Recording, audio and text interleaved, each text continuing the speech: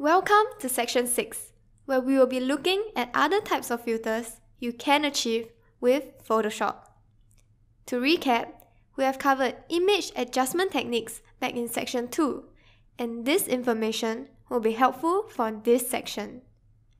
In this section, we will be covering other effects that are also commonly used.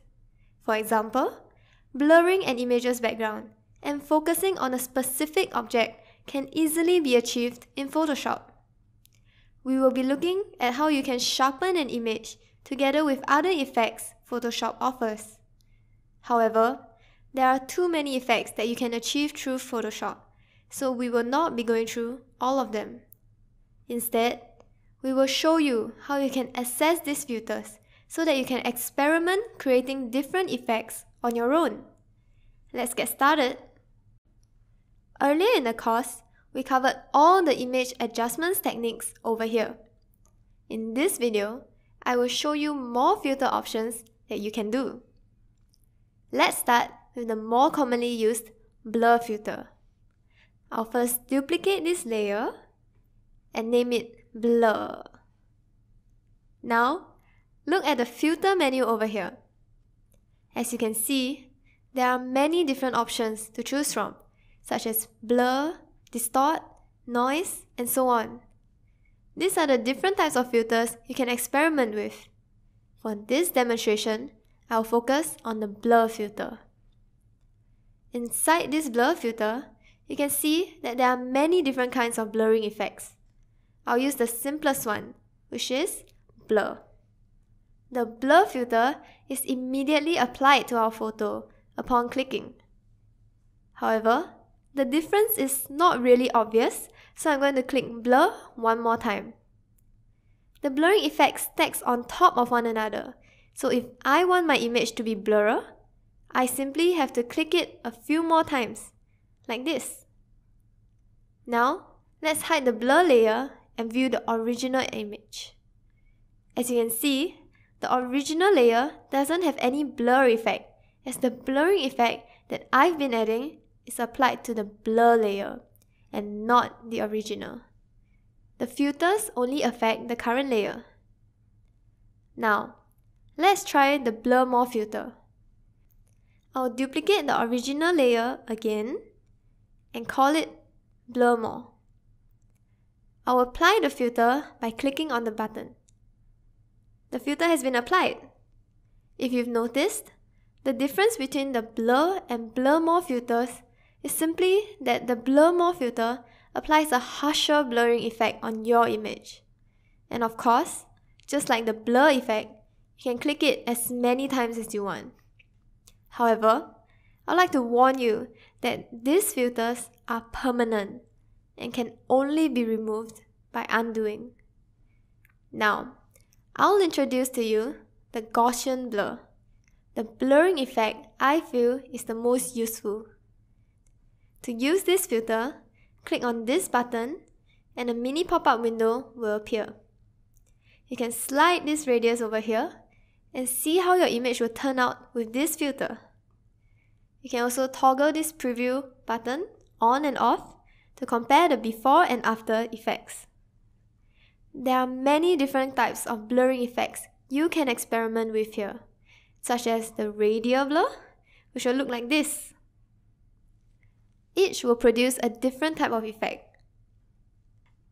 Now that you're familiar with the basics of applying the blur effect, let's see how you can blur only a particular region, which allows you to fade out less important details such as the background. First, use the selection tool, which we've learned earlier, to select the area you want blurred.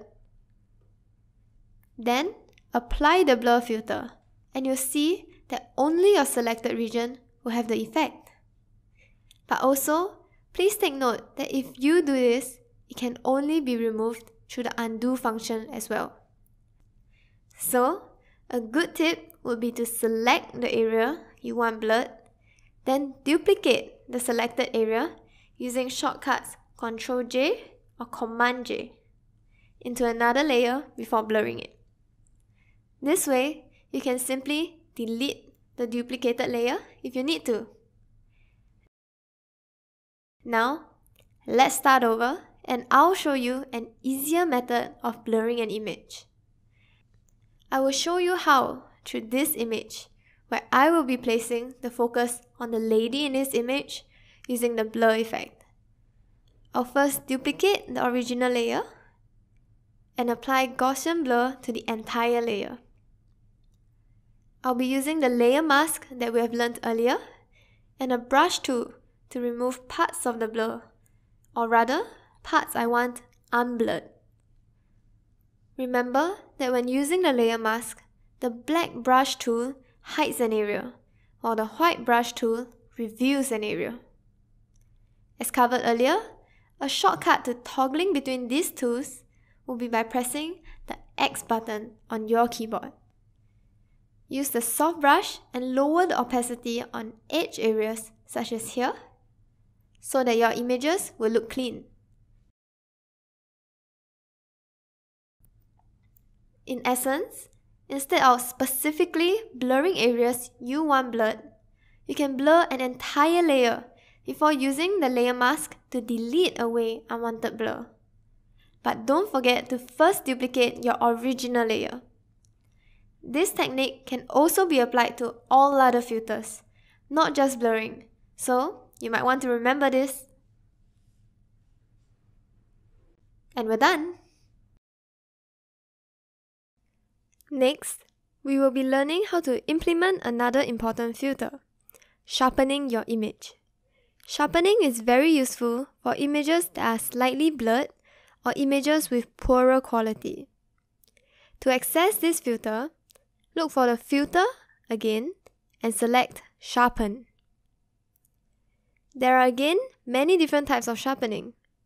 To demonstrate this filter, we shall use the standard one, Sharpen. Again, you have to click it a few times to get a bit more of an obvious effect since the filters stack on top of each other.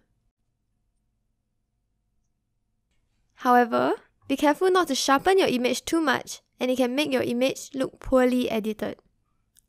In a previous video about blurring, we learned about isolating the effects. It can be applied here as well. We duplicate the original layer and sharpen it as a whole.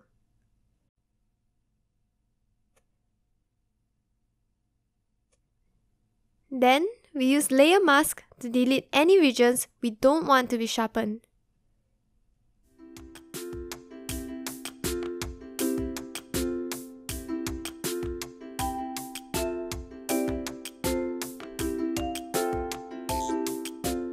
This is the basic sharpening technique. You can experiment the different kinds of sharpening effects there are, just like the blurring effects. But for me, I usually use a quick simple sharpen or sharpen more. And here you go, a nicely sharpened picture.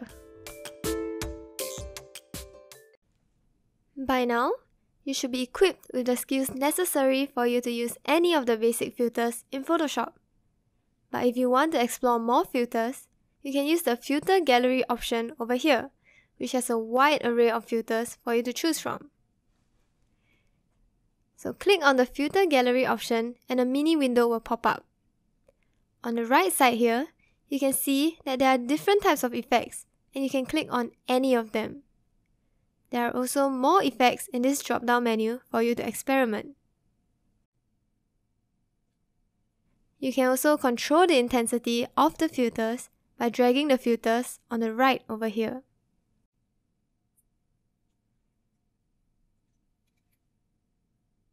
The picture on the left here is a preview of your photo with the effect you have chosen.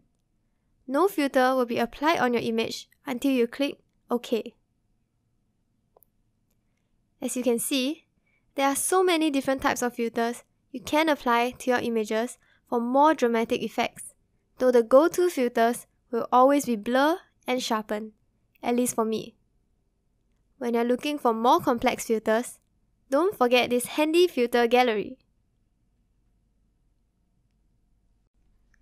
This video is going to be extremely important as it contains one of the most useful functions of Photoshop, the layer style effect. A layer style is one or more effects applied to a layer or a group of layers. I have included a .psd file in the attachment if you would like to access these layers I have created beforehand. Let's start with this example layer of a lady. To access the layer style window, right-click on this layer and click the blending option. The layer style window will then appear. Alternatively, you could double-click on the layer. However, be sure that you don't click the name of the layer, or you'll be prompted to edit the name of the layer instead. The layer style window has a variety of functions. Let me guide you through them. The first function you could choose is bevel and emboss. These effects give your images slight 3D effects. When you click on this option, you'll see that there are many options here for you to adjust. You could change your style to any of these styles, and you'll see a preview being applied. You can adjust these slides to see the degree of beveling and embossing for your layer. For example, if you have a circle, you can set this function and your circle will have a 3D button effect.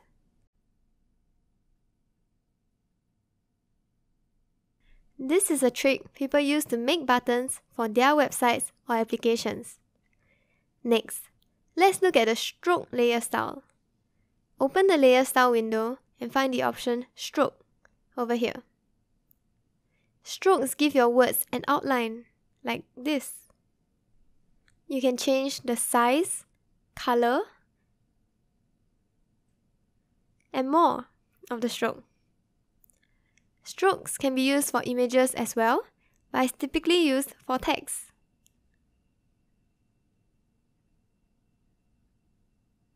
If you are unsure how you can create text layers, don't worry, as we'll be covering it later in section 7.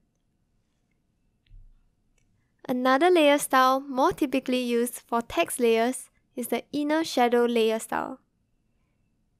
Inner shadow layer styles provide your images or text with a slight shadow underneath it. To access this, click this option Inner Shadow, and you can determine the intensity, color, and more of your desired shadow.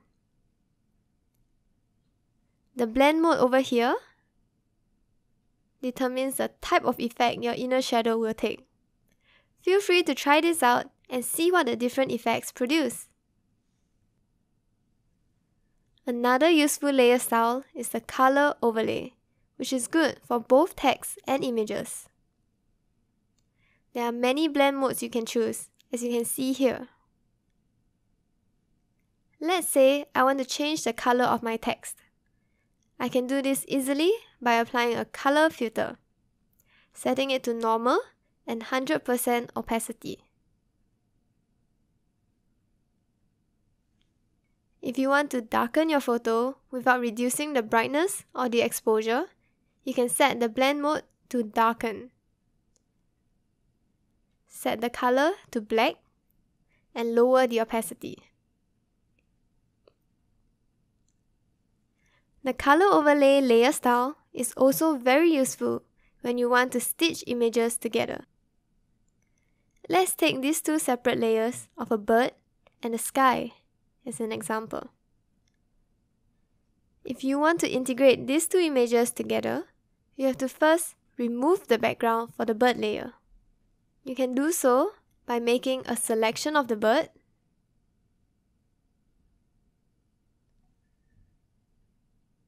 inversing the selection, and clicking the delete button to erase the background. Then, use the layer mask to erase unwanted edges. This is not a clean cut, as I'm only doing this as an example. Now, place the bird where we want it to be in the sky. Are we done here? No. As you can see, the color and tone of the two layers are very different, so they still look like separate images. To integrate these images, we need to make the color tone of the bird the same as the sky, and you can do so through the color overlay layer too. Select the color selection here and move your mouse over the background to allow Photoshop to sample a color of the image. This tool is called the eyedropper and it will appear automatically. Now, let me select this light beige color in the sky. Now, what's left is to figure out the option which gives us the optimal color tone. You can figure out the best option through using overlay and adjusting the opacity. If the overlay doesn't look good, the hue or color will give the layer an overlay of that color. So now, I'll experiment with the color tone of the bird and try to make it blend in the background.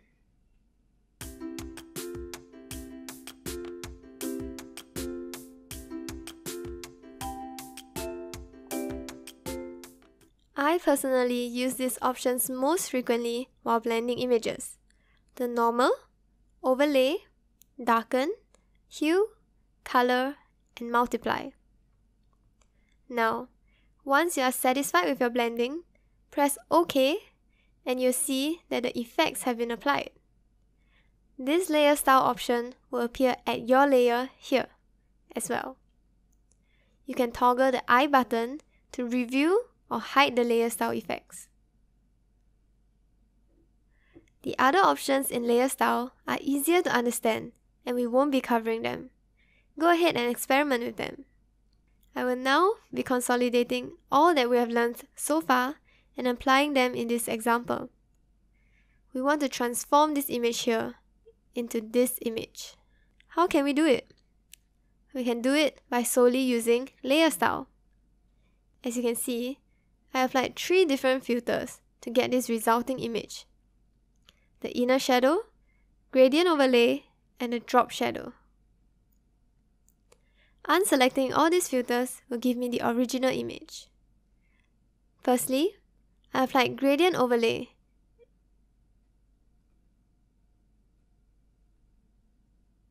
And I chose these colors for the shape. You can change the color by clicking these color boxes over here. Next, I applied a drop shadow and selected these options.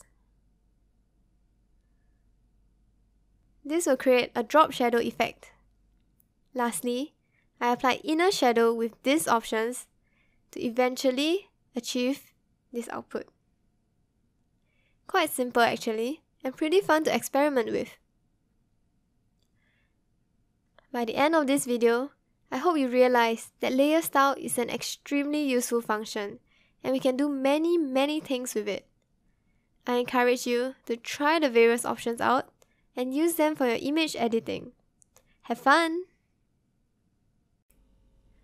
Welcome to the third case study.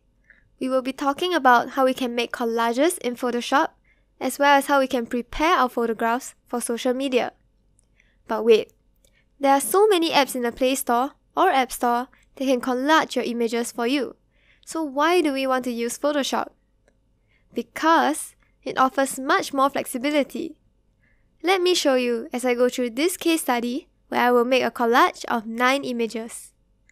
First, I'll open these 9 images, which you can also find in the resources. Then, I will create a document with 5000 pixels width and height so that I can superimpose the images on it. I will drag the images in and I'll also close them after I drag them in so that I can save some system resources since I don't need them anymore. This dragging and fitting of the images will take some time, but you can observe how I'm doing it. After dragging the images in, I can see that the canvas is not big enough, so I can simply extend it horizontally by 1000 pixels.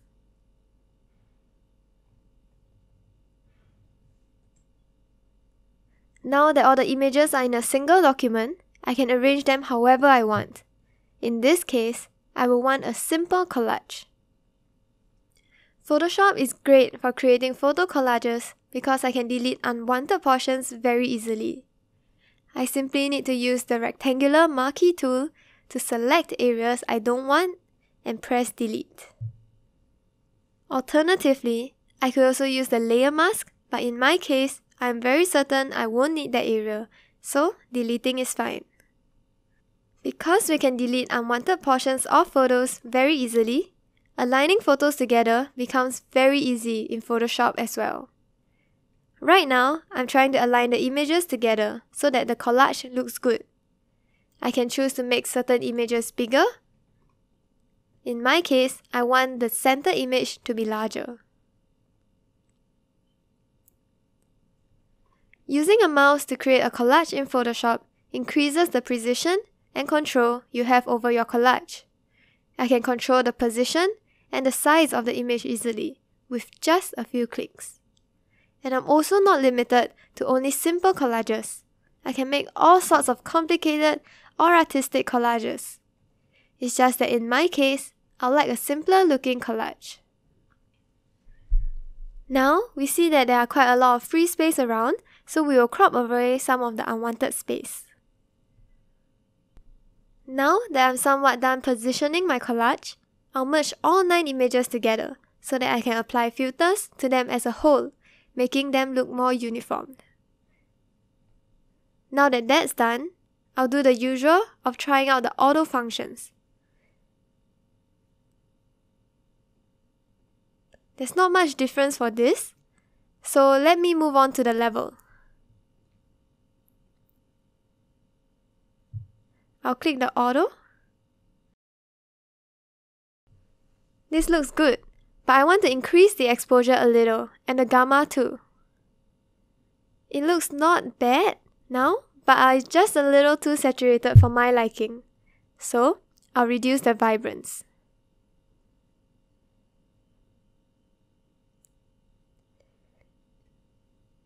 There, I think it's ready. It looks great. Next, we want to save the image. You can save your image in JPEG or PNG, but for me, I'll save it as PNG because size isn't an issue for me and I want the highest quality. Afterwards, you can also choose to save your work as a Photoshop file so that you can edit your collage again in the future. But you won't be able to do much because your layers are all merged already. If you like to make a collage which you'd like to edit again, you could duplicate and hide the extra layers before you merge so that you have a backup. Besides making collages, there are many other cool things you can do with Photoshop as well. For example, I made this a while ago, and I'll show you how I did it. It's quite simple really, and there's a few ways you could do it. One way would be to use selection to cut the image into 4 and position it. Then, give it a white background at the back. However, that can be very tedious. Instead, I will be drawing the background. First, I select the rectangular shape tool. I could use line shape as well, but I personally prefer the rectangular shape, so I'm gonna go with that. Then, I'll just free transform it to my desired size. So, what I'm doing is that instead of cutting the image into 4, I'm drawing the background in white. I duplicate the rectangles using Ctrl J each time, that's why it's so fast. And there you have it. Of course, you can choose other colors, other shapes instead as well. It's all up to you. Next, I'm going to show you how you can achieve something like this. I understand that many applications out there allow you to do such things already, but as always, Photoshop gives you more flexibility and is more powerful. Let's try this on a new document of 4000 pixels width and height. We first superimpose this in here. Then, as usual, duplicate the layer by pressing Ctrl J 4 times for 4 images. Position it in 4s like this and crop the excess parts. Do note that I am not shrinking or enlarging the original image. I'm keeping it at its original resolution. Then, apply filters to each individual layer, which in my case means to just change the color balance.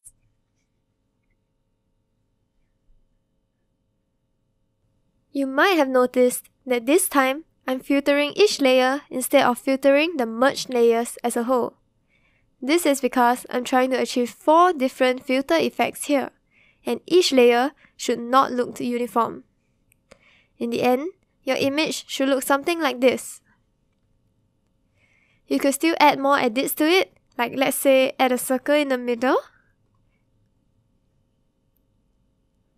You could also add some text here and there to make it look nicer.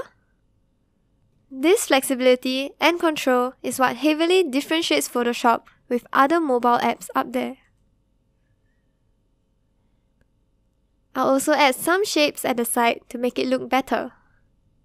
Remember that Photoshop does not have so many shapes inside for you originally, but you can always download them.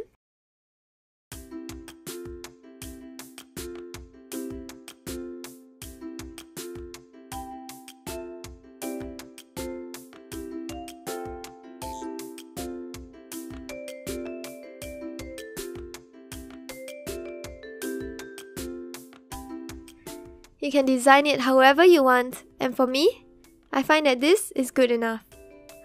Now, I can post my photo on Instagram and get some likes.